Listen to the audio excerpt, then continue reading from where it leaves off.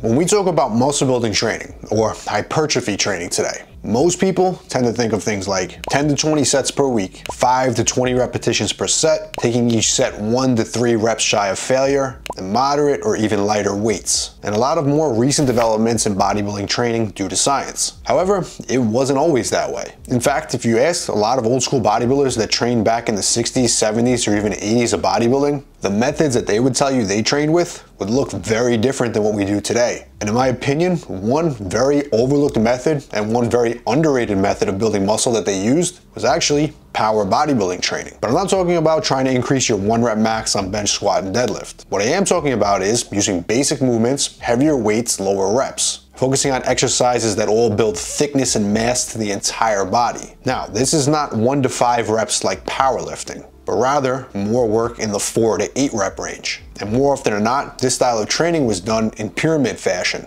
working up progressively each set. Naturally, this style of training leads to a little bit more volume in the gym, with no less usually than 5 sets per exercise. Now today, when we talk about rest periods between sets, most people are thinking 60 to 90 seconds between sets. Now, this style of training, you'd want to use longer rest periods. And not only are they better for this style of training, but if you lift it correctly, they actually were required. 3 to 5 minutes minimum, and sometimes longer. Let's walk through a typical workout for chest using this power bodybuilding style of training. Starting with the flat barbell bench press, you'll warm up adequately doing 2 to 3 sets of progressive weights. Once you get up to your first working weight, it should now be a weight that you could do no more than 8 repetitions with good clean technique. You should push that set until you have to rack it on the last clean rep. Now, take 3 to 5 minutes rest. Add a few more pounds to the bar, and next set, you're gonna aim for 5 to 6 repetitions. Push that set to the last clean rep, take 1 more 3 to 5 minute rest. Then the final work set is to be performed using a weight that you could do no less than 4 repetitions with. Again, we're not powerlifting here despite the lower rep work. Every rep, we want slow controlled negatives and forceful positives. Every rep should look the same. Now, you'll take your last 3 to 5 minute break after your last all-out set. And then we're gonna move on to the next exercise of the day, which is incline barbell press. You'll repeat that same thing here. 2 warm-up sets, 3 progressive sets. No more than 8 reps, no less than 4 reps. And that would generally be it for chest. Volume is on the lower to moderate side here. Weights are heavy and progressive, and the goal is simply adding more weight to the bar over time. Now, in a setup like this, you can easily pair something like shoulders or tricep work on this day. You'd follow a similar protocol and use something like close grip bench or dips for triceps. Then you'd simply call it a day. This style of training is definitely a bit more minimal in terms of exercise selection, but don't be fooled.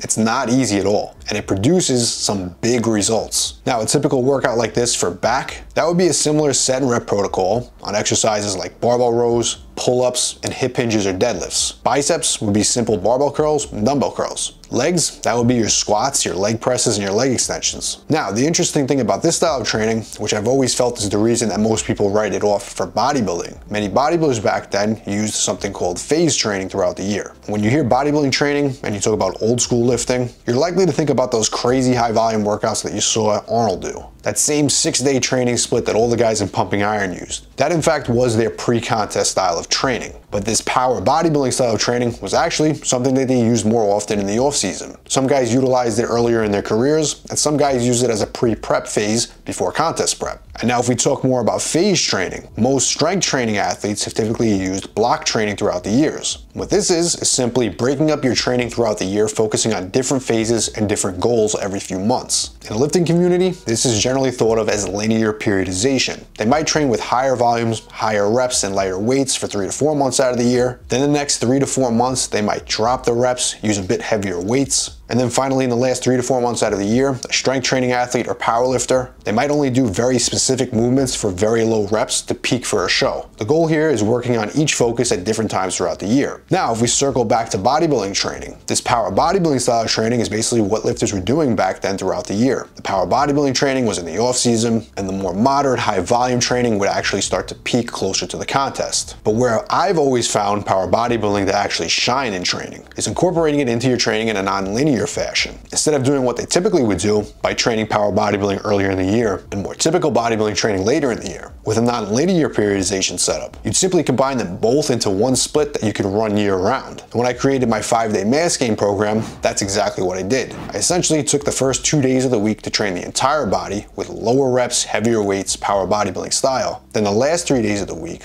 I trained the entire body again, using more bodybuilding style, more hypertrophy style training. This style of training has always produced the greatest results in strength and muscle mass for me, as well as many of my clients. And despite that many people think today that if your goal is only to build muscle, that hypertrophy training is specifically the only thing you need, combining strength training to your hypertrophy training has a massive carryover for muscle mass. Because simply, as you get stronger, you can lift heavier weights in your hypertrophy rep ranges. That allows you to continuously get bigger and stronger over time, rather than if you just focused on one or another at a specific phase. So if you want to build more mass, and you're not including some type of power training into your lifting, I highly suggest that you do. And if you want the exact program that I'm talking about, check out my old school mass gain program down below.